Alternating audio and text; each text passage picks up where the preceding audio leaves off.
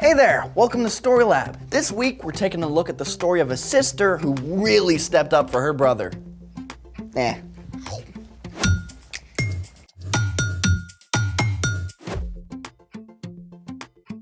Hey, I'm Zeke. And I'm Carter. All month we're talking about what it looks like to love God by keeping our eyes open for ways to do God's work. Hey, your strawberries finally came in. Yeah. May I have one? Well, someone or something beat you to it. Want one? No thanks, not anymore. But what happened? Looks like an animal chose violence and took it out of my poor plant. Yeah, was it your dog? What? My Otto would never. I mean, just look at his squishy little face. I mean, you look so cute. And anyways, I think your cat did it. What? Yeah, My Simba? Yeah, I saw cat prints in the pot next to the strawberry No. plant. Simba doesn't even like strawberries. How would you know that? Look at my Simba. Yeah, let's see him. Oh, Look at it. That's my that is a grumpy cat. He's not grumpy. He absolutely That's his natural face. He Anyways, looks cute. I'm pretty sure it was your Otto. No, absolutely not. Yes. There's only one way to find out anyways. Forensic science, my dear Carter. Forensic science. Are you ready? Let's make it. Okay, so we got the metal fence. The water, Right. the plaster, and the wooden stick, and the mixer. Awesome, So okay. it seems like we have everything. Yeah, we got everything. Behold the evidence. It's obviously a cat paw. No, that definitely looks like something a dog would make. Well, let's find out. In the planter, there remains a paw print of the perpetrator of this particular plant predicament. Step 1, put the fence around the print carefully so the plaster doesn't overflow. Ever think about putting a fence around, say, Otto? How dare you! Be careful not to press the fence too deep into the soil. Just right on top. Perfect. All right. Step 2, mix up the plaster of Paris. 1 part plaster with 1 part water. Now, we've got to work fast or the plaster will harden before we even get a chance to cast. Just like your cat worked hard at destroying all my strawberries? Ha ha. Step 3, pour the plaster over a wooden stick to guide it so it doesn't get too messy and flood the dog print. Oh, you mean cat print? No, I meant dog print. Sure. Great. All right. All right. And now we wait at least 30 minutes. For really good results, we can leave it overnight. Oh, this is taking forever, Zeke. Evidence can't be rushed. Or you can just admit it was your cat. Never. Hey, actually, I know how we can pass the time. If you say play a game, I'm in. I bet I can come up with way more reasons why cats are better than dogs by the time this drops. You're on. Cats are quieter. Dogs are way more fun. Cats are definitely cleaner. Dogs are more cuddly. My cat is totally cuddly. Dogs have bigger ears. Cats can listen better. They're more fluffy, they're smarter. Cats are more You comprehensive. don't even know what breed your cat is. Yes, I do. He's a We got beautiful border breed. collies, we got We got orange cats, black cats, yellow cats, and everything. Even actually, they're smarter. They're No, different ones have different cats stuff. are more creative. Time's up. Dogs win. You were just making stuff up. Well, so were you. Let's see the cast. Okay, so it says here that a cat has 4 toes. Aha! This has 4 toes. See, 1, 2, 3, 4.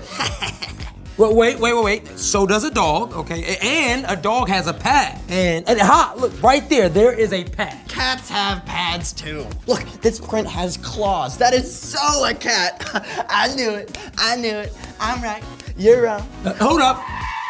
Actually, both animals have claws, but cat's claws do not show up on paw prints. Dog claws do show up.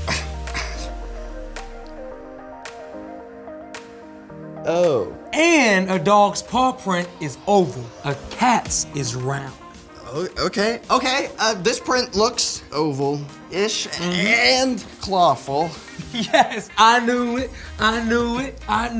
Sorry, Carter. I guess my good old pooch is the culprit. That rascal? Well, listen, it just means that your strawberries were really good. You know what? You're right.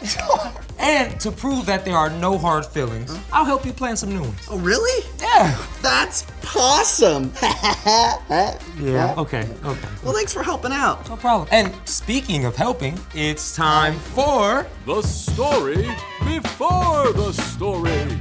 Today, we're in the second book of the Old Testament, Exodus. God created the whole world, including people, but people turned away from God. Still, God made a plan to bless the whole world through Abraham and Sarah's family. Their great-grandson, Joseph, was enslaved in Egypt. But after many hard years, Joseph was made second in command of Egypt and saved his whole family from starving. Over the years, Joseph's family, the Israelites, grew and grew Until the Egyptian king, the Pharaoh, got scared, which is where our story starts. Take it away.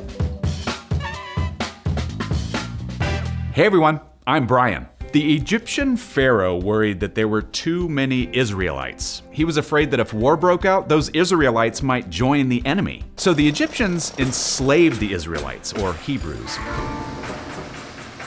and forced them to do really hard work. But even though they were treated very badly, over hundreds of years, they kept growing in number. So, the Pharaoh came up with a terrible plan. He called for 2 Israelite midwives named Shiphrah and Puah. When you help a baby boy be born, get rid of it. But let the girls live.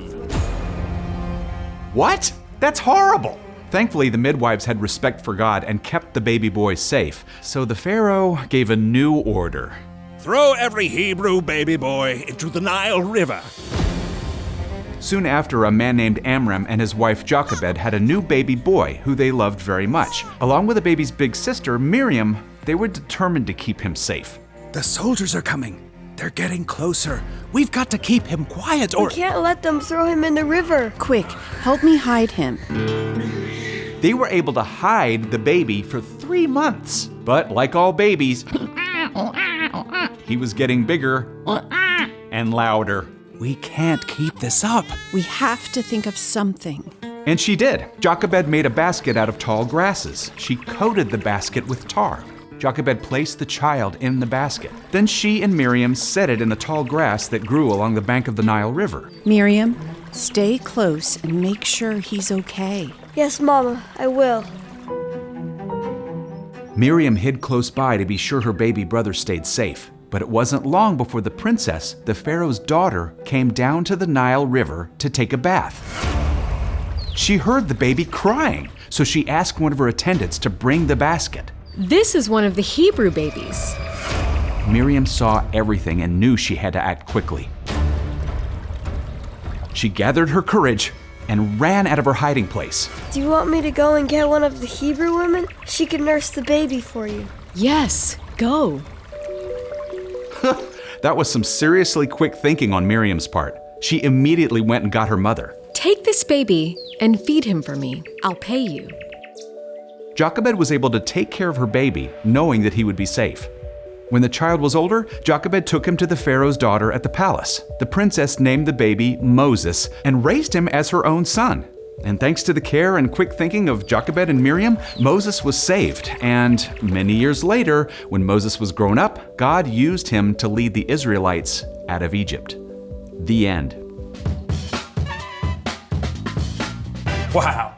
So Moses was supposed to be thrown into the river, but his mother actually saved his life by hiding him there. Right? And his sister really stepped up too. Yeah, they didn't wait around for something terrible to happen. They took action. So what's our part in the story? Well, just like Jochebed and Miriam, we can keep our eyes open for the needs of the people we care about.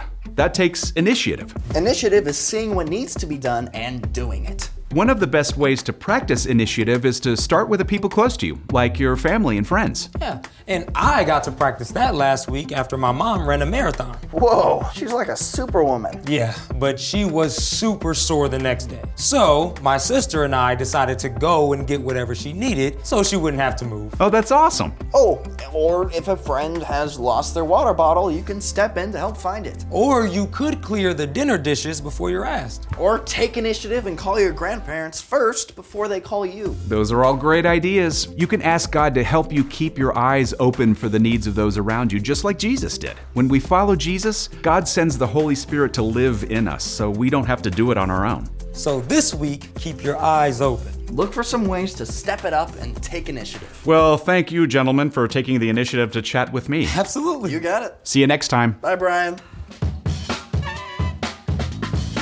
So, here's the thing. Look for ways to help the people you love. Yeah, whether that's your mom or dad, Your grandparents. your siblings, Or your close friends. yeah. And speaking of help, let's plant some strawberries, and then we can make some strawberry shortcake. You know they're gonna take some time to grow, right? Well, the sooner we plant them, the sooner we can eat them. I can't argue with that. Thanks for joining us in the Story Lab. See you next time. All right, let's go ahead and start. Okay, so what are we exactly doing here? So what you're gonna be doing is you're gonna be picking all the seeds off the top of the strawberry. Wait, we're gonna be picking all the seeds Individually, one by one. out of the strawberry? Uh-huh. And you've done this before? Yep.